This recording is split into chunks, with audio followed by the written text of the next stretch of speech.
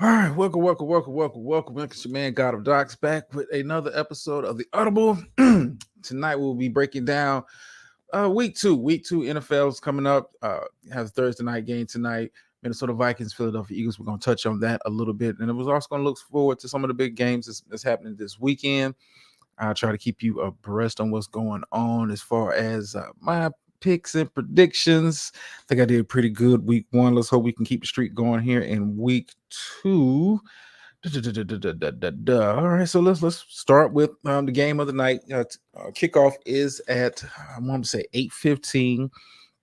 Philadelphia home opener against the Minnesota Vikings. Minnesota coming off a loss in week one. Philadelphia, of course, coming off a week one win. Neither team looked good. I think it's going to be a very good game tonight. I think it's going to be a very good game. Minnesota's going to try to get their season back on track after starting off very sloppy in week one with the turnovers, Kirk Cousins being Kirk Cousins. And I think Philadelphia's going to come out here with a point to prove. I think, like I said, I don't try to get too hype or too too low or too high when we're breaking down these NFL teams, especially in the first couple of weeks of the season. Guys are still kind of getting their legs up under them. Most of the starters don't play in the preseason, so you're going to see some inconsistent football from some teams. But around week 4 or 5, that's when you got to start really getting serious about what you're seeing, because at that point, it's not getting the rust off of you. It's becoming a trend. You are what you are at that point, and we just go, hey, it is what it is. But yeah, let's break down tonight's game. Like I said, I think Minnesota's going to come out and play much better than they did in week one. Kirk Cousins tend to have those bounce back games after having sloppy games. Typically, it happens. The sloppy games happen when it's money time. But hey, he decided to start the season off early, started a little bit different. So, like I said, Philadelphia. I got Philadelphia tonight just for the simple fact I know they didn't play particularly well up there in New England. Um, First half was pretty good. Second half was like kind of Jalen Hurts didn't play particularly well. The defense held on enough for them to get the W, but I think Philadelphia's going to come out and try to really put it on Minnesota. But I think Minnesota's going to come out with the mindset of, hey, we've got to, you don't want to start a season 0-2. The odds of a team making the playoffs starting 0-2 um, are very, very low historically. Anyway, like I said, I got Philadelphia coming out with the win tonight. As you guys like to hear, shout out to the Eagles for the dub and all that good stuff. But I got Philadelphia playing well tonight. I think they're gonna come out at home, fired up, home opener, primetime game, short week. We want to get back out on the field and kind of work on some of the things that wasn't successful with in week one. But like I said, we're just gonna kind of get into it. Let me get my NFL schedule pulled up so I can make sure that I'm on point. All right, we're gonna start, with the some of the Sunday 1 o'clock games. Some good games on the slate. I'm going to start with Baltimore and Cincinnati. Cincinnati came out and got manhandled on the field week one against Cleveland. I'm not sure. I know the reports coming out of Cincinnati are that Joe Burrow is healthy. I mean, he has no lingering effects for the calf injury, but for him to miss the amount of time that he did during the preseason and in training camp due to the injury, the offense is starting kind of slow, and then it doesn't help that the offensive line, despite making new additions and new changes along that offensive line, still hasn't come together like they thought it would. This is still early in the season. Cincinnati is at home, but Baltimore is coming off a week one win. It has the potential to be a very, very, very, very good. It's going to be a litmus test. If you caught my AFC North preview, I did have Cincinnati ended up winning the division, but I had Baltimore as a close second. And in some eyes, in some people's eyes, anyway, Baltimore it could be the division champ. Now, I'm not going to go out on a limb and say that they are. I'm still going to stick with Cincinnati. It's only week one, but it's a lot to like with Baltimore. Baltimore style of football tends to be winning football for the most part. It's a recipe for success in Baltimore to what they do. Hey, we're going to be a running team. We'll pass when we have to pass. It's not going to be a team that's going to be throwing the ball all across the field. Not that Lamar Jackson can't do it, because as a former MVP, he's shown he's able to move the ball downfield. But that's not the style of offense. And I said this about Cincinnati coming into the season. Questions I have about them outside of the offensive line is how well will the defense play this year? They did lose some pieces on the back end of that secondary. And they didn't look particularly, good against Cleveland. Cleveland came out there with a mindset of, we're going to do what we're going to do. They ran the ball very well, passed the ball when they needed to pass the ball. Deshaun Watson didn't have a crazy game as far as numbers are concerned, but he had, played winning football.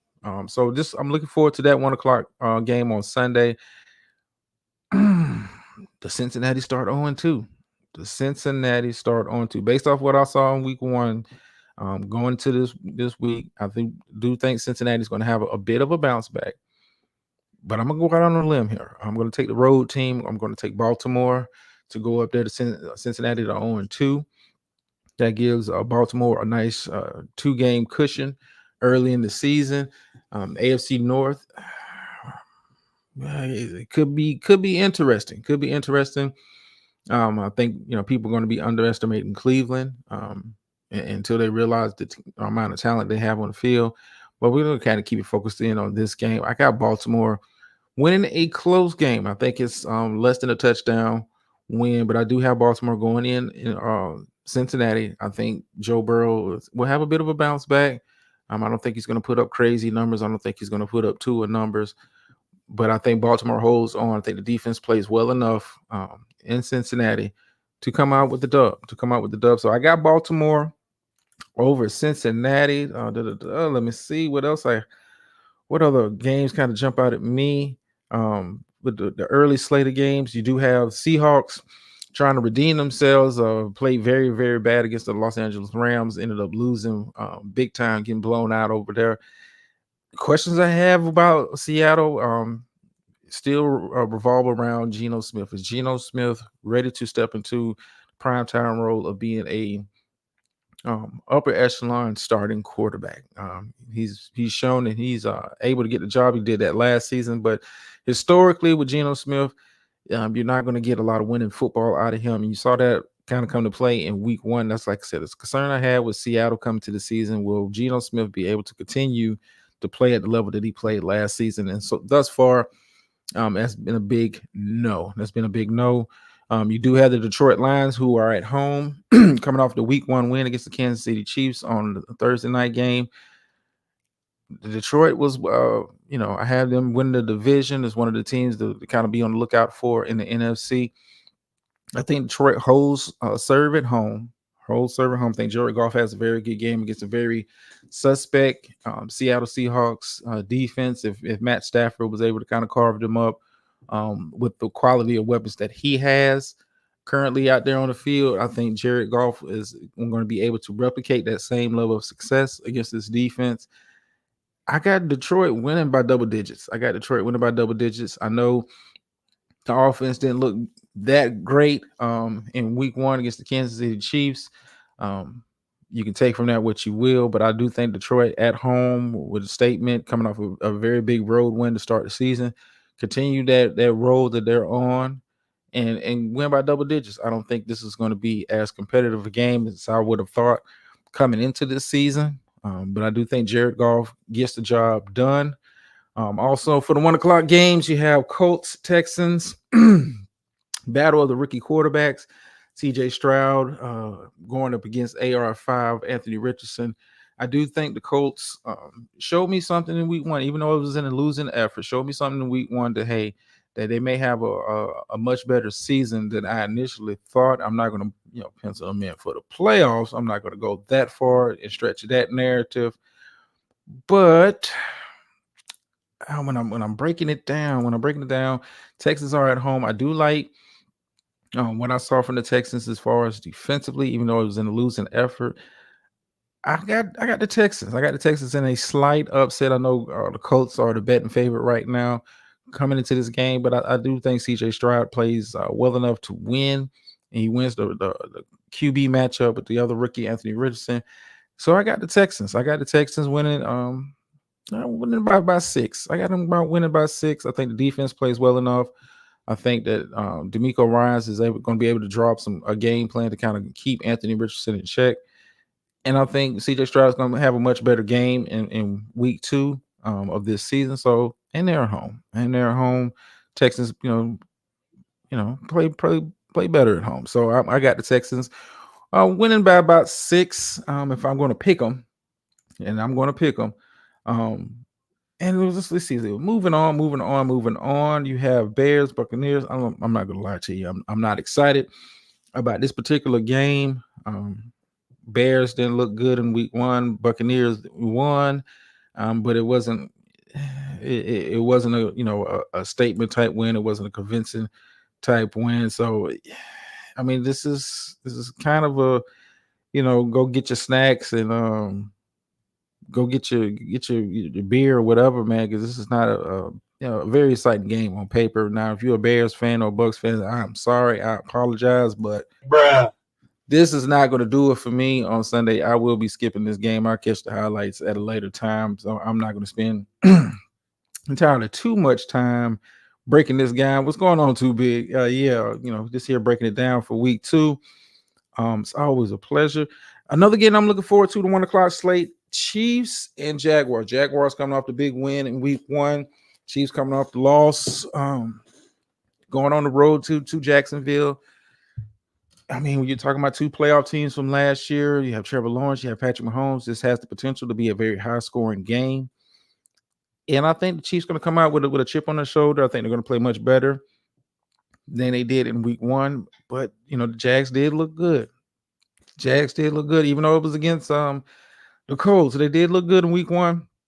I think this is going to be a high-scoring game. I think both teams score over 25 in this game, and I think it becomes a shootout. If I'm going to have a shootout, I'm not betting against Patrick Mahomes in any form, shape, or fashion. So I got the Chiefs, cleaning up the mess. They've had a little bit extra time off from week 1 because they played last Thursday. So they have a bit of an extra time to, kind of get themselves together. I think they come out with a better game plan. I think the receivers play a lot better, in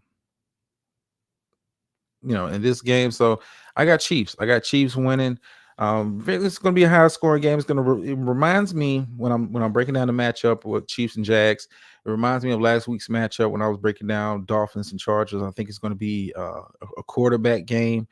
And I'm not betting against Patrick Mahomes. Patrick Mahomes has shown throughout his career that he is a man you can bet on and safely bet on.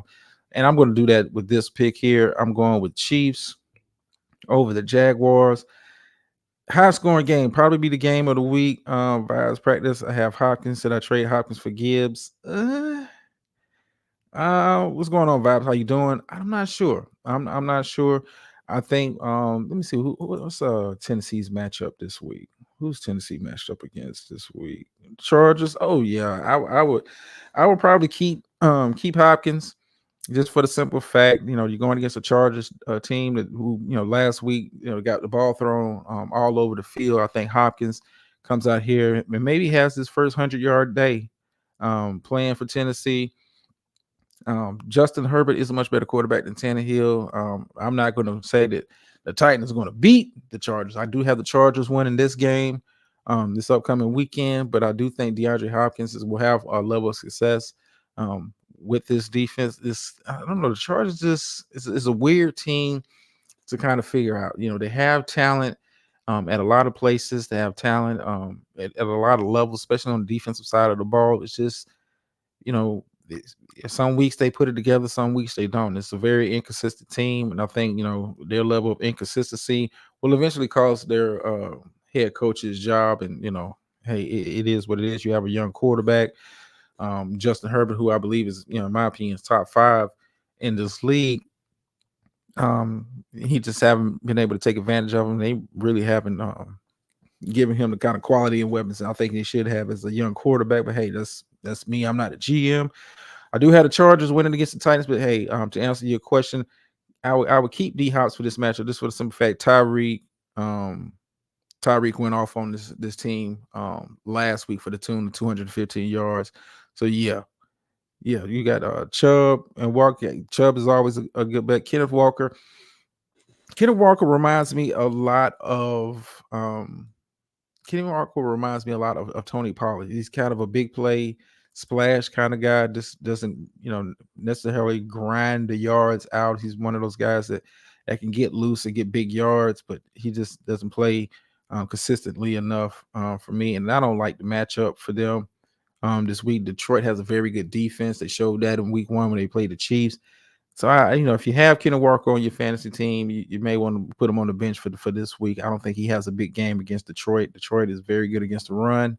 The pass defense is very much improved, and like I said, you saw that in week 1. You saw that in week 1. I was very high on Detroit last year. I'm still high on Detroit this year. So yeah, to answer that, that would be my pick. That would be my pick as far as the fantasy football stuff. Who your other running backs? Jobs. Okay, yeah, okay, I got you. So let me get back into breaking down these games. You have Raiders going up to Buffalo. Well, Josh Allen have a bounce back game. Had a terrible first game on Monday night. A lot of turnovers, a lot of bad throws, a lot of bad throws, a lot of bad picks. Did have the butt fumble. And I know it's a lot been said, and I'm on Twitter. If you're not following me on Twitter, go ahead and follow me on Twitter, God of Dots. A lot has been said on Twitter, about how the media is not really talking about Josh Allen and his turnover history since he's coming to the league. Josh Allen reminds me when you watch him play with the style of play that he plays. A part of when I'm watching him, it reminds me of Brett Favre, a guy that sometimes has too much confidence in his abilities. Tries to put the ball in spots that he has no business putting the ball in. He will put the ball in danger, and it cost him. It cost him in week 1. It allowed the New York, who wasn't doing anything offensively outside of a couple Brees Hall runs, wasn't doing anything offensively dynamic. Considering that Aaron Rodgers got hurt, and Josh Allen kept him in the game. He kept him in the game. They would have drives kind of going, and he would just chuck the ball up in the double coverage. I'm not sure if you're going to see that level of play from him this week. I think he's going to try to be a lot more careful with the ball, understanding that, hey, his turnovers really cost the team a win. Really cost the team a win. Game had no business being close at all. Had no business being close at all. And shout out to the Jets for overcoming those challenges and getting it done. But Raiders, even though they came off a week 1 win, it's not a team I have a lot of confidence in. Jimmy G, kind of a guy that plays well with the lead. I think Buffalo kind of jumps out on the Raiders early, put a lot more pressure on Jimmy G to get it done. But I got Buffalo. I got Buffalo hold and serve at home, even in their record up at 1-1. But, would I be surprised if the Raiders win? I mean, Josh Allen is a turnover machine. He has the most turnovers at the quarterback position since he's coming to the league. Yeah, I'm gonna stick with Buffalo. Part of me wants to kind of go for the upset pick and pick the Raiders on the road, but the Raiders didn't show me a whole lot in week 1 for me to be saying, yeah, I could pick them going over Buffalo. Buffalo is one of my tier 1 teams, and if you missed my breakdown on my tier teams, hey, go check out the channel, like, share, subscribe, all the good stuff, thumbs up, thumbs down, all of that. Let's see what other games got for the 1 o'clock. I talked about this on Tuesday's show. Packers Falcons has the potential to be one of the most interesting games coming up for week 2. Packers coming off a very big win against Chicago. Jordan Love looked very good in his, in my opinion, official debut as the man at quarterback in Green Bay. They look very good against Chicago, but mind you, that's the Chicago team that are still developing. It's not really one of the up and coming teams. I think they're a few seasons away, a few moves away from really being competitive in the NFC. But the Packers look good in week 1. But on the flip side of that, the Falcons do have the running attack to kind of limit the time Jordan Love is on the field. If Atlanta is able to run the ball, how you doing, Miss Murray? if they're able to run the ball, if Atlanta's able to run the ball like they did week 1 against Carolina, it's going to be a interesting day for the Packers. You're going to be having to try to score and put up points in very limited time. Atlanta had one of the best rushing offensive last year. Added Bijan Robinson to that mix, and they have one of the best rushing attacks so far this season's. Still early. Atlanta is at home. I A part of me wants to pick the Falcons. A part of me wants to pick the Falcons just because the running game translates. It translates. It keeps um, their suspect defense off of the field. But will Jordan Love be able to continue that level of play that he had in Week 1 this week? I'm not sure. I don't think the Falcons are that much better than the Bears, but they are better. At the end of the day, they are, in my opinion, they are better than the Bears. Falcons, I think, at home play better. So I'm gonna go Atlanta. I'm gonna go Atlanta to hold serve at home. Packers take their first loss of the season. I think Jordan Love has an okay game, but I don't think he puts up the same number of stats that he did in Week 1. So yeah, I got Falcons over the Packers. And guys, if I'm picking your team and all of that kind of stuff, man, it just this me just giving my picks, and we'll review it when we come back and break down the games from Week 2 next Tuesday. For housekeeping for people that are new watching the show, Tuesdays and Thursdays when we do the NFL stuff, we may mix in some college football on maybe on the Friday show. As far as some of the big games of the week, I do want to kind of touch on the Deion Sanders situation. I maybe do a quick show on that on Friday, touch on the Deion Sanders situation as far as, the hate that you're seeing coming out, this being vitriol, and it's got a bit of a, I'm not gonna lie to you, got a bit of a racial undertone to it, but we're gonna kind of keep it focused in on the NFL for today.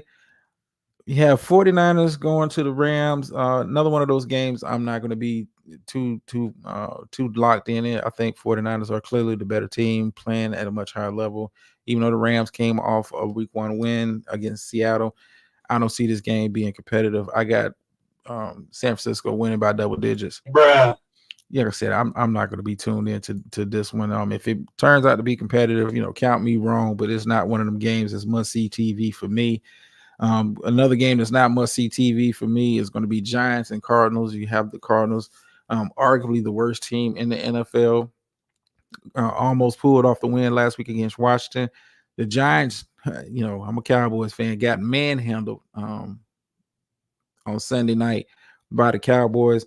The Cardinals don't have those level of players on the defensive side. I think the Giants will be able to kind of get the running game going. I think Daniel Jones will have a much better game. You're gonna be playing in Arizona, so rain and weather is not going to be a concern. So I got the Giants winning on the road against the Cardinals. Cardinals, I think I had them penciled in for about 4, maybe 5 wins, maybe.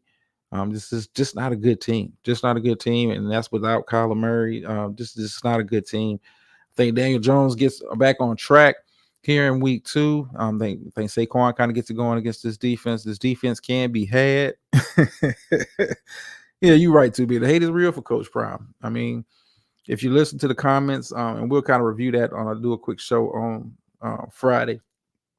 Kind of talking about college football.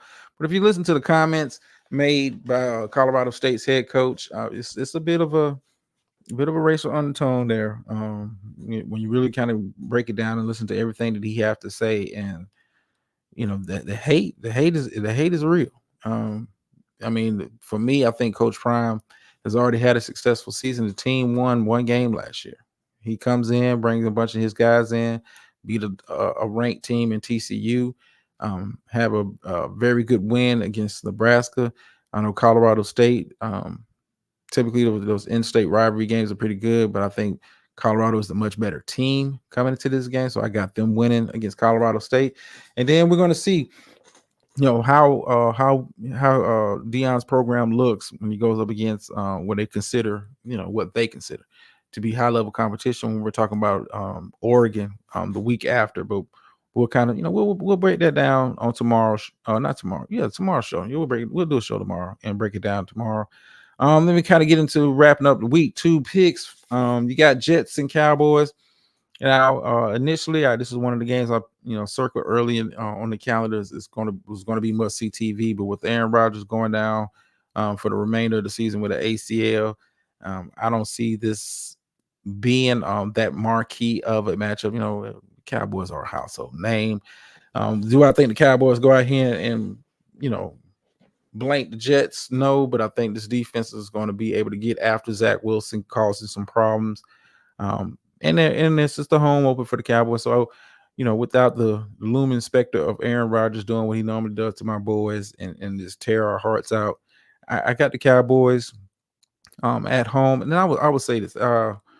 I was, in the Twitter, in the Twitter spaces and all that kind of stuff, and really kind of reading the notes.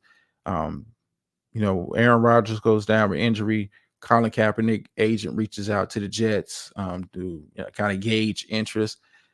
And I made a post on Twitter about it, and I would say this to Colin Kaepernick, man. Be honestly, dude, this at this point is going peace. The league, the owners have made it very clear they don't want to be bothered with you. They don't want to be associated with you. They would rather go get a guy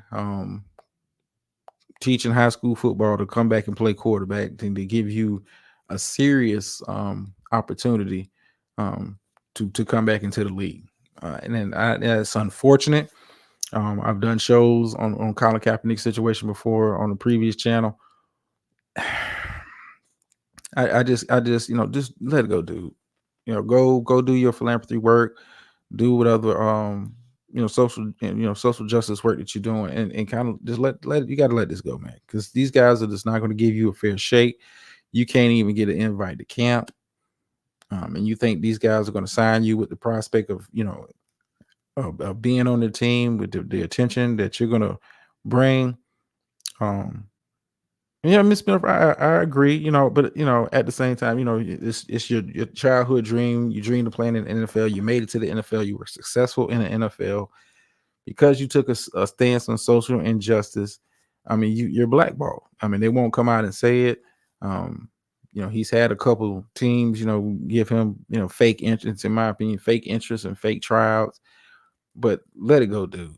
Let it go. Like, he was trending on Twitter in regards to the Jets, trying to find a possible backup to bring in. I know Joe Flacco's name is being kind of batted around because he was familiar with the organization after formerly playing with the Jets.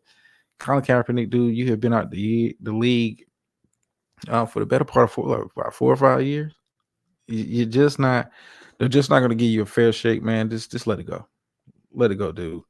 And I think you should have still been in the league. But hey, this is how this works when you're talking about 32 owners. You're trying to convince them to be bothered with you. I think a lot of GMs would have probably brought you and gave you a serious shot to make the team. But they answer to the owners, and the owners have kind of made it real clear.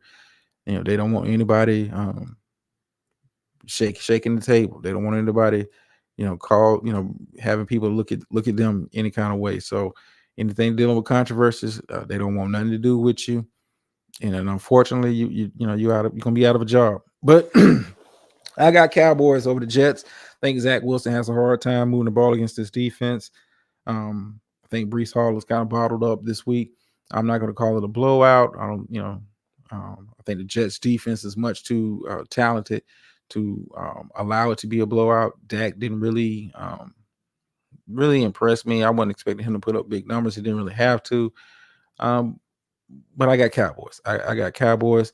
And as we kind of round out the remainder of the games coming up for this weekend, you got Commanders and Broncos. I mean, neither team looked very well. Broncos coming off a loss. Commanders coming off a win. Sam Howell looked like a young rookie type quarterback in his first real official start. Russell Wilson made a couple plays. He played a lot better in week 1 than he did at any point last season. Broncos are at home. I mean, you have two very good defenses when we're talking about Washington and Denver, two of the better defenses in the league. In a game like this, nip and tuck, I'm gonna have to go Broncos, just for the simple fact I think Russell Wilson is going to play a little bit better than Sam Howell. Sam Howell has some good weapons out there in Washington. I broke that down during the preseason, but I got Broncos. I got Broncos holding serve at home. I don't think it's going to be a electrifying game. I don't think it's going to be a high scoring affair. Maybe like 18-13, some kind of score like that. I don't think neither one of these offenses are going to be able to kind of like move the ball up and down the field on the other team, but we'll see. We'll see. That is slated for the 4 o'clock, one of the late 4 o'clock games on Sunday. You have Dolphins, Patriots, another game. I'm not going to be really focused on. I'm just going to be flat out honest with this. It's not a game. I'm it's for me. It's going to be. Bye, Felicia. I know the Patriots looked okay in week one. I think you got to attribute a lot of that to how poor Philadelphia played in the second half. The Dolphins offense is top. You're talking about one of the top offenses in the league coming into the season and got off to a roaring start. I think Tyreek is going to have his way with that secondary. I think Jalen Waddle has a bit of a breakout game, and I think Tua is on a mission. He just has this vibe about him coming into this season that he's going to prove people wrong. That doubted him as far as his level of talent and being able to be a winning quarterback in this league. I got Dolphins double digits, even though they're on the road. Typically, New England plays them tough, but what I saw in week one, Patriots don't inspire much confidence to kind of slow down this Dolphins attack. I think Tyreek gets loose again. I'm not saying to the tune of 200, but I think Tyreek has another 100-yard game. I think Jalen Waddle has his breakout game of the season. He gets 100. And I think the Dolphins is going to be able to move the ball at will against this Patriots defense. That's just me. Based off what I saw last week. Now, the questions you have with the Dolphins is, can they stop anybody? Almost didn't get the job done against the Chargers in week one. But, the Patriots offense is not an offense that I would necessarily be scared of playing. If I'm the Miami Dolphins, I think they have enough offensive firepower. If it turns into a shootout, to go blow for blow and end up landing a knockout sooner or later. You have Saints, Panthers. It's week 2, man. It's week 2. Not a lot of games that make me like much watch TV. Carolina coming off a loss. Saints looked okay. Week 1. This is the Monday night game. How this got to be the Monday night game? Like, I get you had a number 1 pick, but Carolina is not a. It's not a pretty team to look at, but I get it. You got the number 1 pick. They want him on TV at least once for the nation to see. I do think he has a bit of a better game, but the Saints defense, I think, gives him problems. I got the Saints winning on the road at Carolina on the Monday night game. And that's just the first Monday night game. It's 2 Monday night games coming up this weekend for next week. And then you have Browns, Steelers. I did have the Steelers as my dark horse pick coming into this season. I was kind of high on Cleveland. Cleveland coming off the manhandling of Cincinnati. Steelers got throttled by San Francisco. Conventional wisdom tell me you go with the better quarterback here. I think Deshaun Watson is clearly the better quarterback. But something about the Steelers at home, they play much better at home, especially when we're talking about nationally televised games. Cleveland's offense, they did enough to win, didn't really do anything spectacular to kind of blow the doors off of it. But I got Cleveland. I got Cleveland winning on the road, and it's tough for me to kind of pick against the Steelers at home. A Mike Tomlin team, typically don't have bad back-to-back games, but there's something about Cleveland. How the style of football is. I think they played a lot more aggressively than I thought they would coming into the season. And I think, Myles Garrett has a day against Pickett. Najee Harris, wasn't able to get going in week 1. Granted, you were playing against the 49ers, who are arguably, I'm not sure the power rankings, either the top team or top 1 or 2 teams in the league after week 1. I got Cleveland winning against Pittsburgh. Like I said, tomorrow, before we wrap up the show tomorrow, I will be kind of doing a quick little show. Kind of discussing some of the stuff going on with college football, mainly, dealing with the Deion Sanders. It seems like it's a phenomenon. This people are just so enthralled by his story and his success, and I'm happy for him. Yeah, hey, you turned a trash program. You've already did better than the last guy that was head coaching that team. And I think Colorado, you're going to be seeing them in bowl season. I think they win enough games to get into the bowl, but we'll kind of talk about that tomorrow. It's always, remember, like, share, subscribe, man. Appreciate everybody for taking the time out to listen to little old me. course, I'll be doing Friday show tomorrow over here, and of course, the Friday show for those that know over in the other space, we'll be doing that. So let me hit y'all for the phrase that pays around here. Sometimes you win, sometimes you lose, but every time you learn. And I'm out.